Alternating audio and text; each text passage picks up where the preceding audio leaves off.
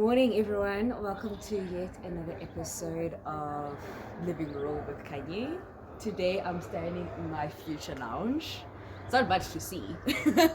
But in today's episode, it's going to be a nice quick one. We are talking about the unpleasantries of staying rural. And one of those unpleasantries is that we don't have plumbing. We don't have plumbing. It's just the fact of life. And when I say we don't have plumbing, we don't have plumbing. It's like we don't live under the municipal grid, which means our waste cannot go to the main sewage place. I don't know what you call it, like in the big cities. So there are two main options that you can do. So option one is what I'm currently going to be using now, and that is building a pit toilet. Nothing fancy to it. You dig a really gigantic hole in your ground, and then you patch it up with a slab.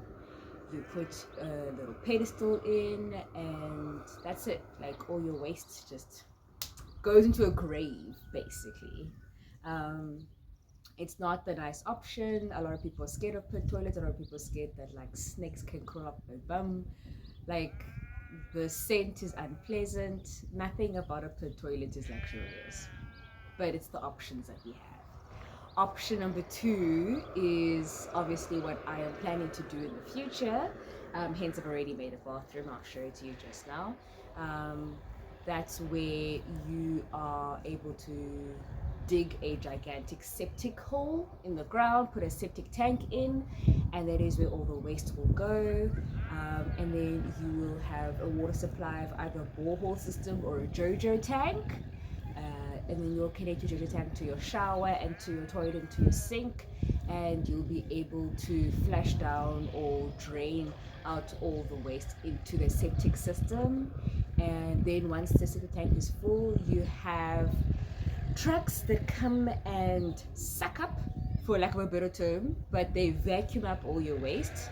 Most of these trucks are called honeysuckers. I love the name. I think it's a sweet name, honeysuckers, because it's an unpleasant thing to do. And so that is usually the best option for us in rural areas. It is very expensive to do though, so one step at a time. I will get there when I get there. My updates of my toilet, I've named her Patty. I like giving nicknames to really strange things. It just makes things lighter. So instead of my guests coming over and say they need to go use the bathroom, they can go and say that they're going to go visit Patty. They're going to go bond with Patricia. You know, makes things nice. So I'm going to give you updates about Patty, and then I'm also going to sweep up a little bit because it's quite a mess in here. So by the time that the guys come to plaster the floor and the wall, at least half of the job is done by cleaning up. Yeah.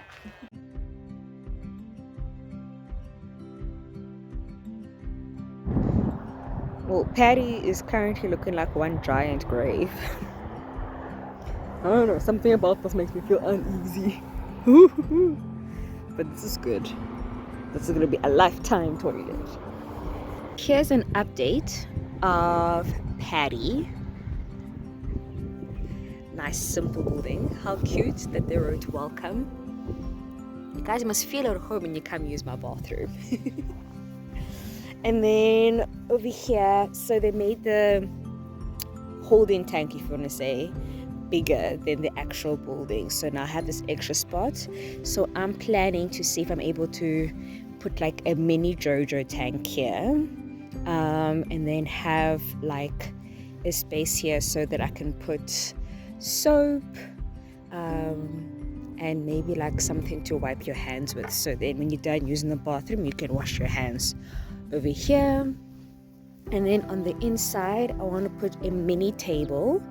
And on the table, I want to be able to put a citronella candle for mosquitoes, a candle to kind of repel flies. I also want to put, what do you call that stick? An incense stick, just so that there can be a somewhat tolerable smell when anyone is using paddy. So if someone has to come in, you'll just light the candle. I'll put like a lighter as well, so you can light the candle. Obviously when the roof is up, there's going to be no light, so I will also maybe get like a battery light so that someone can switch it on, so that you don't feel like you're sitting in pitch blackness. But yeah, guys, here's Paddy. Another thing that one needs to remember when you go to build an outside toilet in your yard, you have to consider the wind direction and the proximity to it to the living space. So my living space is obviously that one with the kitchen at the back, and so this was the perfect spot so that if Paddy is having a strong scent, that it doesn't bother us during the day. Cool. Okay, so I might be a few days late, but I'm actually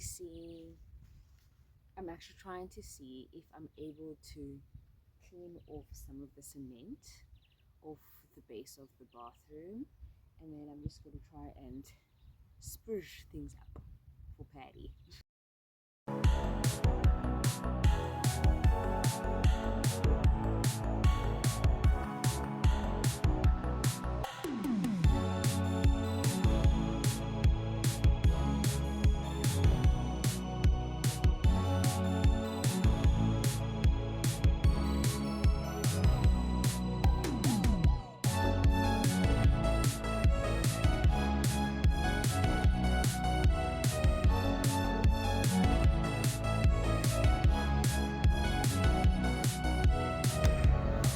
Okay, so obviously I won't wipe off that part, oopsie, that part, or else my toilet might come loose.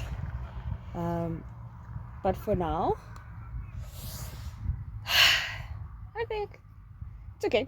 I think it's okay.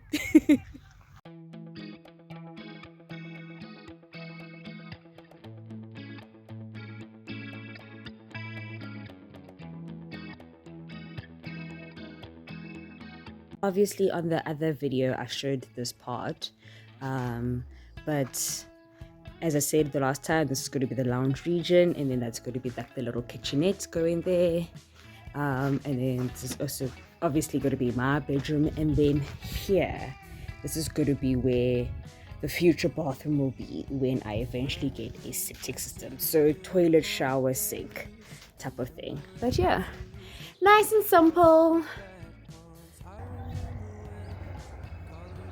View from my window, my kitchen window. Look at all these cows. Oh, I hope the butchery in Imtara doesn't come and steal them.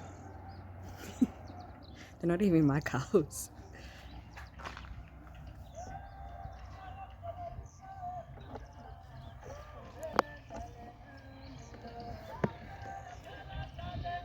Car wash playing some jams.